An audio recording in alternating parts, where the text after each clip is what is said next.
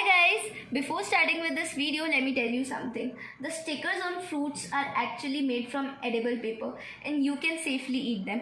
Now without wasting any time, let's start with the topic sciatic nerve. Sciatic nerve is thickest and longest nerve in the body. ये 2 centimetres wide होती है, इतनी thick होती है. अब देखते हैं ये कहाँ से कहाँ तक एक्सटेंड करती है. ये पेल्विस रीजन से चालू होती है, फिर ग्लूटियर रीजन, फिर थाई रीजन, फिर ये पोप्लीटियल फोसा तक रन करती है. और पोप्लीटियल फोसा में ये सुपीरियर एंगल ऑफ पोप्लीटियल फोसा में ये डिवाइड होती है 2 पार्ट्स में.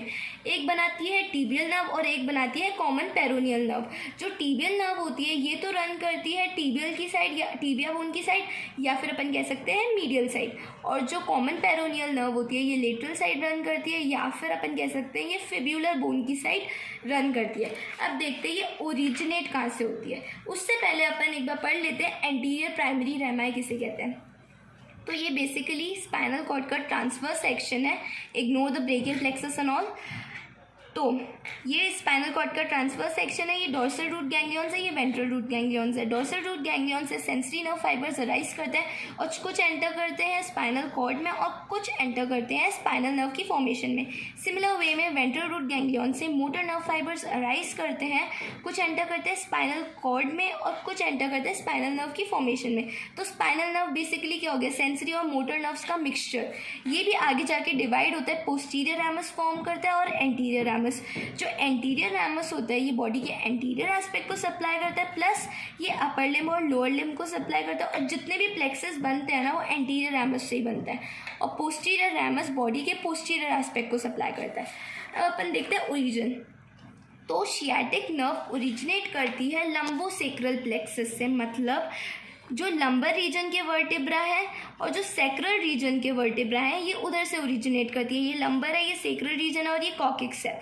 तो L4, L5, S1, S2 और S3 से नर्व फाइबर्स अराइज करते हैं और शियाटिक नर्व फॉर्म करते हैं. और अगर अपन ब्रॉडली देखें तो शियाटिक नर्व 2 पार्ट्स के यूनियन से मतलब 2 पार्ट्स जब मिलकर बनाते हैं शियाटिक नर्व. एक होता है टिबियल पार्ट और एक होता है कॉमन पेरोनियल पार्ट. फिर शियाटिक नर्व फर्दर आगे जाके पोप्लीटियल फोसा में डिवाइड हो जाती है इन दोनों पार्ट्स में. अपन ने पढ़ा था. अब देखते हैं ये शियाटिक नर्व है पूरी. तो शियाटिक नर्व में ये वाला जो पार्ट है ये टिबियल नर्व का है और ये वाला पार्ट है कॉमन पेरोनियल नर्व का. और ये जो है ये एंटीरियर प्राइमरी रेमाए हैं L4, L5, S1, S2 और S3 के. तो जो टिबियल नर्व बनाते हैं, टिबियल पार्ट बनाते हैं, वो होते हैं एंटीरियर प्राइमरी रेमाए के वेंट्रल डिविजन्स. ये है वेंट्रल डिवीजन. फाइन. तो L4, L5, S1, S2, S3 के एंटीरियर प्राइमरी रेमाई के जो वेंट्रल डिविजन्स होते हैं वो बनाते हैं टिबियल नर्व. और L4, L5, S1 और S2 इनके जो डोर्सल डिविजन्स होते हैं ना ये बनाते हैं कॉमन पेरोनियल नर्व. फाइन. और ये दोनों मिलकर बनाती है शियाटिक नर्व. अब अपन एक बार इसको रीड कर लेते हैं. This is the largest branch of sacral plexus. इसको ज़्यादा अप्रोप्रिएट होगा लंबोसेक्रल प्लेक्सिस कहना. इसकी रूट वैल्यू होती है L4, L5, S1, S2, S3. ये 2 पार्ट्स की बनी होती है, टिबियल और common peroneal nerve. Tibial part होता है ventral division of anterior primary rami of L4 to S3. और इसको अपन ऐसे भी कह सकते हैं कि टिबियल नर्व ओरिजिनेट करती है from anterior preaxial branches of L4 to S3. Similar common peroneal nerve ये डोर्सल डिवीजन होती है of anterior primary rami of L4 to S2. इसमें S3 नहीं आता. एंड ऑल्सो ये इसको ऐसे भी कह सकते हैं कि ये ओरिजिनेट करती है from post axial branches of L4 to S2. अब अपन कोर्स पढ़ते हैं. तो कोर्स में सबसे पहले आता है पेल्विस रीजन, उसके बाद आता है ग्लूटियल रीजन. तो पेल्विस रीजन में जो शियाटिक नर्व होती है ये पायरिफॉर्मिस मसल के आगे प्रेजेंट होती है. ये पायरिफॉर्मिस मसल है. और पायरिफॉर्मिस मसल के आगे क्या प्रेजेंट होती है, जो उसकी कवरिंग होती है, मतलब पायरिफॉर्मिस फेशिया. तो शियाटिक नर्व इन दोनों के बीच में प्रेजेंट होती है. पायरिफॉर्मिस और पायरिफॉर्मिस फेशिया के बीच में से ये रन करती है. फिर उसके बाद ये एंटर करती है ग्लूटियल रीजन में, जहाँ पे ग्लूटियस मसल्स प्रेजेंट होती हैं. अगर अपन पायरिफॉर्मिस को हटाकर देखें तो ये पेल्विस रीजन से एंटर करती है ग्लूटियल रीजन में ग्रेटर शियाटिक नॉच के थ्रू. और ये जब नीचे की तरफ जाती है तो ये थोड़ी सी लेटरल कॉन्वेक्सिटी शो करती है, और नीचे ये रन करती है किस किस के बीच में, एक तो ईशियर ट्यूब्रोसिटी के बीच में और ग्रेटर ट्रोकेंटर, इन दोनों के बीच में से ये नीचे की तरफ रन करती है। फिर उसके बाद ये पेल्विस रीजन से ग्लूटियर रीजन तक आई। अब ये है lower border of gluteus Maximus, इससे ये थाई रीजन में एंटर करती है और फिर फाइनली ये पोप्लीटियल फोसा के सुपीरियर एंगल पे 2 पार्ट्स में डिवाइड हो जाती है, टिबियल और कॉमन पेरोनियल। अब एक बार इसको रीड कर लेते हैं। पेल्विस रीजन में nerve lies in front of the piriformis under the cover of its fascia. Gluteal region में sciatic nerve enters the gluteal region through greater sciatic foramen और greater sciatic notch below the piriformis, उसके नीचे से ही run करती है। It runs downward with slight lateral convexity passing between ischial tuberosity and the greater trochanter. I told you. In the thigh, sciatic nerve enters the back of thigh at lower border of gluteus maximus. It runs vertically downwards up to superior angle of popliteal fossa and then terminates by dividing into tibial and common peroneal nerves. अब अगर इसकी branches अपन देखें तो एक होती है articular branch, मतलब sciatic nerve की वो ब्रांचेस जो ग्लूटियर रीजन में अराइज होती है और हिप जॉइंट को सप्लाई करती है। उसके बाद मस्कुलर ब्रांचेस जो मसल्स को सप्लाई करती है। दो चीज़ें बनाई थी शियाटिक नर्व को, एक टिबियल पार्ट था और एक कॉमन पेरोनियल पार्ट था। तो शियाटिक नर्व तो थाई रीजन में रन करी थी। हाँ, इम्पॉर्टेंटली ग्लूटियर रीजन में शियाटिक नर्व किसी भी मसल को इनोवेट नहीं करती, मतलब ग्लूटियर रीजन में ये किसी भी मसल का एक्शन कंट्रोल नहीं करती, किसी भी मसल को सप्लाई नहीं करती। ये जो सीधा सप्लाई करती है थाई रीजन में। थाई में भी टिबियल पार्ट्स होते हैं, ये हैमस्ट्रिंग्स को, मतलब बैक साइड जो होती है ना थाई के मसल्स प्रेजेंट, उधर सेमी टेंडिनोसस, सेमी मेम्ब्रेनोसस, बाइसेप्स फेमोरिस का लॉन्ग हेड और अडक्टर मैग्नस का ईशियल हेड, ये चारों मसल्स मिलकर बनाती है हैमस्ट्रिंग की मसल। और इनमें से भी ये पार्ट्स ये कौन सप्लाई करता है, टिबियल पार्ट, और कॉमन पेरोनियल पार्ट जो होता है शियाटिक नर्व का वो सप्लाई करता है short head of biceps femoris को। इसके बाद अपन देखते हैं मोटर फंक्शन पूरी शियाटिक नर्व का प्लस टिबियल और कॉमन पेरोनियल नर्व का, जो पोप्लीटियल फोसा के बाद आगे जाके डिवाइड हो जाती है। Sciatic nerve passes through the gluteal region. It does not innervate any muscle there. However, sciatic nerve does directly innervate the muscle in posterior compartment of thigh. मैंने बताया था अभी। और अब टिबियल नर्व देखते हैं ये कौन सी मसल्स को सप्लाई करती है। टिबियल नर्व पोप्लीटियल फोसा के आगे जाके डिवाइड होकर बनती है ना। तो मतलब नीचे वाले रीजन को ये सप्लाई करती है मसल्स। नी के ऊपर अपन थाई कहते हैं और नी के नीचे जो होता है ये लेग कहते हैं। तो मतलब टिबियल नर्व और कॉमन पेरोनियल नर्व लेग को और फुट की मसल्स को सप्लाई करती है। तो tibial nerve muscles of posterior leg and some of the intrinsic muscles of foot, और common peroneal nerve muscles of anterior leg, lateral leg and remaining intrinsic muscles of foot, मतलब ये दोनों मिलाकर सारी लेग की मसल्स और foot की muscles को सप्लाई कर देती है।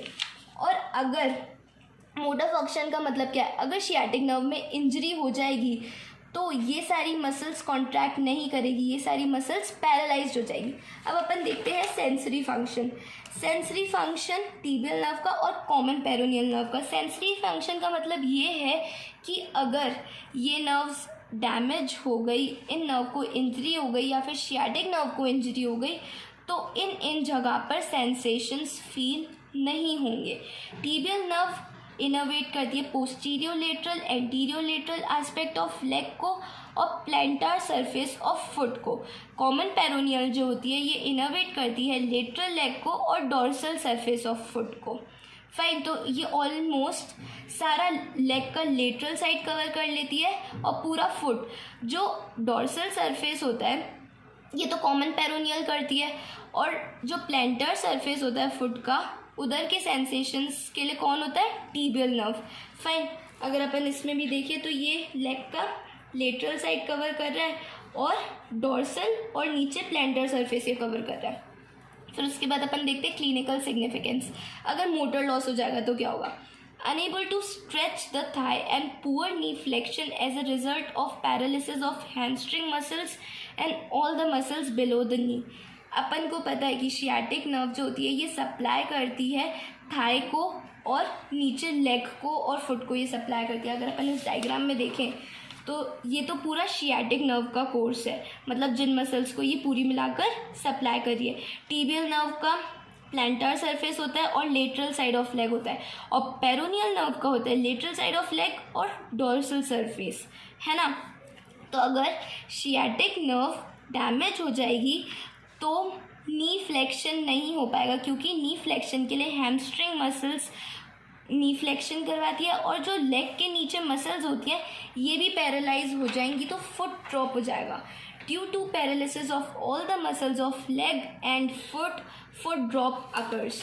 Hair you can see that इधर मसल्स हैमस्ट्रिंग्स की वेस्टिंग हो गई है, वेस्टिंग डोर्सीफ्लेक्सर्स की जो लेग की मसल्स थी उनकी वेस्टिंग हो गई है, इसलिए फुट ड्रॉप हो चुका है।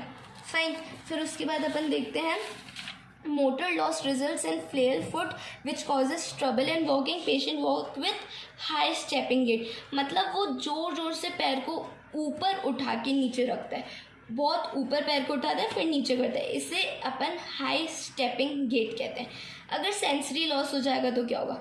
All the sensations below the knee except medial aspect of leg and foot are impaired and also the back of thigh. ये अभी अपन ने देखा ही था कि इधर के सारे सेंसेशंस लॉस हो जाएंगे, बैक ऑफ थाई के और फुट के। ये बेसिकली सेंसेशंस का डायग्राम है, ये मसल्स का डायग्राम नहीं है। मसल्स हैमस्ट्रिंग और लेग और फुट की मसल्स पैरालाइज होती है अगर मोटर लॉस होता है तो। अगर सेंसरी लॉस हो रहा है तो इस रीजन में सियाटिक नर्व की अगर सेंसरी लॉस हो रहा है तो इस रीजन में सेंसेशंस नहीं आएंगे। फाइन, फिर उसके बाद इंजरी। सियाटिक नर्व को इंजरी कैसे हो सकती है? सियाटिक नर्व को possibly injured by penetrating wounds. अगर घाव इतना गहरा है कि वो नर्व तक पहुंच रहा है तो उसको चोट पहुंचा सकता है। और अगर हिप का पीछे की साइड डिसलोकेशन हो गया तो सियाटिक नर्व डैमेज हो जाएगी। ठीक है, फिर उसके बाद अगर पेल्विस का फ्रैक्चर हो गया या फिर किसी सर्जरी के दौरान नर्व को इंजरी हो गई तो हो सकता है सियाटिक नर्व डैमेज हो जाए। उसके बाद इंट्रामस्कुलर इंजेक्शन, इसका मतलब ये है कि बटक्स रीजन जो होता है इसमें अपन इंट्रामस्कुलर इंजेक्शंस देते हैं। तो अपन बटक्स को 4 पार्ट्स में डिवाइड कर देते हैं। एक होता है upper medial, upper lateral, lower median and lower lateral. Sciatic nerve जो होती है इसमें मैंने थोड़ी ढंग से नहीं बनाई, बाकी सियाटिक नर्व जो होती है लोअर मीडियल क्वाड्रेंट से पास करती है। तो लोअर मीडियल क्वाड्रेंट से ये पास कर रही है तो अपन को इंजेक्शंस देने चाहिए अपर लेटरल क्वाड्रेंट में, ताकि सियाटिक नर्व को इंजरी ना हो और वो डैमेज होने से बची जा सके। इनटू द ग्लूटियल रीजन हम इंजेक्शंस देते हैं। Sciatic nerve passes through the lower medial quadrant, so to avoid damaging it, intramuscular injections are given only in the upper lateral quadrant of the gluteal region. Sleeping foot, अपन बोलते हैं कि pads हो गया, वो कैसे होता है? सियाटिक नर्व जो होती है ये 2 मसल्स के ऊपर प्रेजेंट होती है, ये है क्वाड्रेटस फेमोरिस और ये है एडक्टर मैग्नस। और इन दोनों की जहाँ पे बॉर्डर होती है ना उसके बीच में एक बहुत पतली सी लाइन होती है जहाँ पे ये दोनों मसल्स प्रेजेंट नहीं होती और इधर फीमर बोन प्रेजेंट होती है। तो सियाटिक नर्व इस बीच वाली जगह में फीमर के ऊपर प्रेजेंट है और मसल्स के ऊपर प्रेजेंट नहीं है, और ये आती है बटक्स के लोअर बॉर्डर पे।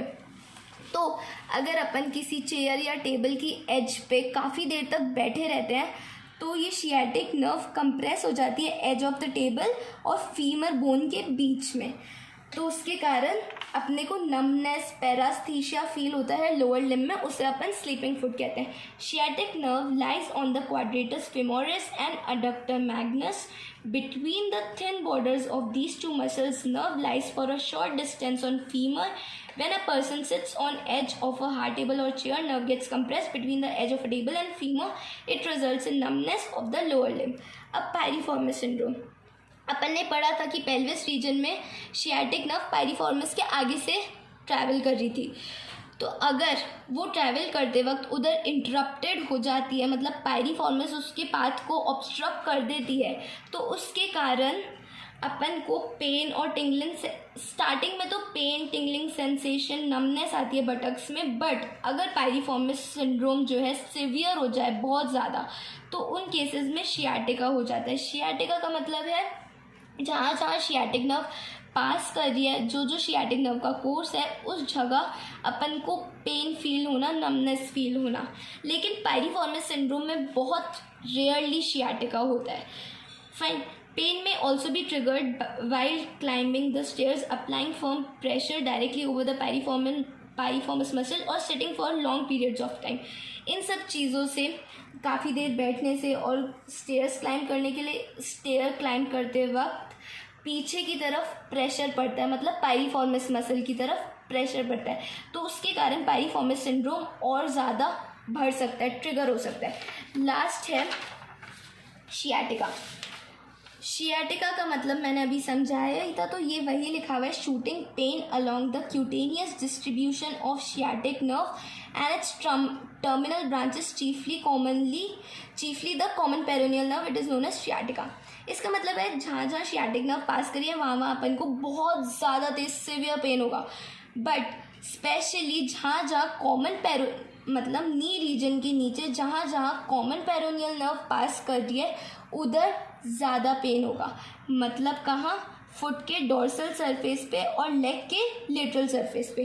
Pain usually begins in the gluteal region, radiates along the back of thigh. यहाँ तक तो शियाटिक नर्व कॉमन थी, फिर उसके बाद जहाँ पे कॉमन पेरोनियल नर्व ट्रैवल करती है, मतलब lateral side of leg to the dorsum of foot, इधर ये हो सकती है। अब शियाटिका होती कैसे? शियाटिका केवल एक सिम्टम है, ये एक पैथोलॉजी नहीं है।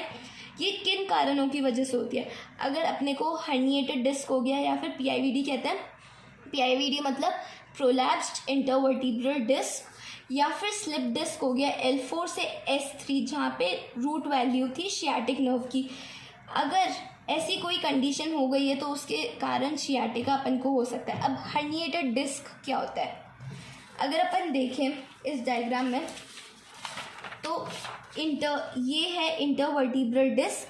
अगर इंटरवर्टिब्रल डिस्क की जो बाउंड्री है ये रप्चर हो जाए और इसके अंदर से एक सॉफ्ट मटेरियल जिसे कहते हैं न्यूक्लियस पल्पोसस ये बाहर आ जाए और इधर जो नर्व प्रेजेंट होती है नर्व को ये कंप्रेस करने लग जाए, तो उसके कारण शियाटिक नर्व को अगर कंप्रेस करेगा तो मतलब L4 से S3 के रीजन में होगा, तो ये नर्व कंप्रेस करेगा तो उधर पेन होगा, नमनेस होगी, यही शियाटिका है। अगर अपन इस डायग्राम में देखें तो ये न्यूक्लियस पल्पोसस बाहर आया है और शियाटिक नर्व की रूट वैल्यू को ये मतलब कंप्रेस कर रहा है, तो सारी जगह अपन को शियाटिका फील होगा। मतलब सारी जगह जहाँ पे भी शियाटिक नर्व पास कर दिया उधर अपन को बहुत ज़्यादा तेज पेन फील होगा। This is all about sciatic nerve. I hope आप लोगों को समझ आया होगा। And to get the pictures of my notes you can refer to my Instagram page by the name Caduceus_Khyati. Thank you.